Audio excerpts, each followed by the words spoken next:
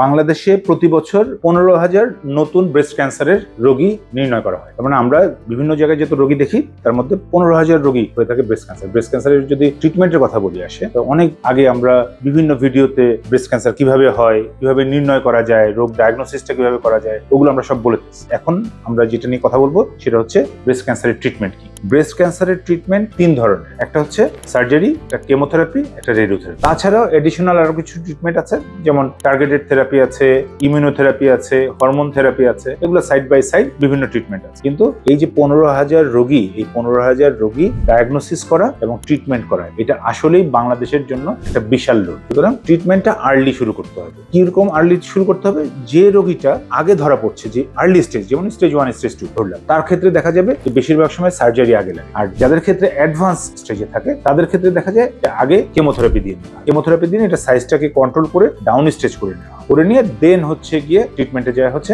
সার্জারির জন্য। Usually commonly সবগুলো ক্ষেত্রেই রেডিওথেরাপি লাগে, এবং এই রেডিওথেরাপিটা কতটুকু দেয়া লাগবে, না দেয়া লাগবে, কতদিন দেয়া লাগবে, এগুলো সব ঠিক করে রাখেন রেডিওথেরাপির ক্যান্সার স্পেশালিস্টরা, তার মানে রেডিয়েশন অনকোলজিস্টরা। তাছাড়া যাদের হরমোন পজিটিভ তাদের ক্ষেত্রে এই হরমোন থেরাপিটা প্রায় 5 থেকে 10 বছর পর্যন্ত কন্টিনিউ হয়। তাহলে আমরা প্রথমে আসি যে সার্জারি। যেহেতু আমি সার্জিক্যাল অনকোলজিস্ট, সার্জারি ডাক্তার, তো আমি ফার্স্ট যে জিনিসটা ইনফরমেশনটা দিতে চাই যে আগের দিনে যেভাবে ব্রেস্ট পুরোটা কেটে ফেলে দিয়ে সার্জারি করা হতো, এখন আসলে এই জায়গা থেকে সরে আসছে সবাই। ব্রেস্ট ক্যান্সারের ট্রিটমেন্টে ব্রেস্টের সার্জারির ক্ষেত্রে দুটোকে প্রাধান্য দেওয়া হয়। একটা হচ্ছে ব্রেস্টের যে জায়গায় টিউমার আছে সেই জায়গার ট্রিটমেন্ট, তার সাথে এই টিউমারের প্রথম যে জায়গাটায় গিয়ে ছড়িয়ে যায় সেটা হচ্ছে আমরা আর্মপিট বলি বা বগলতলা, এই জায়গায় লিম্ফ নোডের ইনভলভমেন্ট হয়, এই জায়গার ট্রিটমেন্ট। আমরা অনেক রোগী পাই বাইরে থেকে করে আসছে, শুধু টিউমার ফেলে আসছে, এই জায়গার ট্রিটমেন্ট করেন। সুতরাং দুইটা ট্রিটমেন্টই দরকার। এই দুইটা ট্রিটমেন্ট দুইভাবে করা যায়, একটা হচ্ছে টোটাল ব্রেস্ট ফেলে দিয়ে, আর একটা হচ্ছে ব্রেস্ট না ফেলে শুধু টিউমারের অংশ এবং তার সাথে একটা ভালো অংশ ফেলে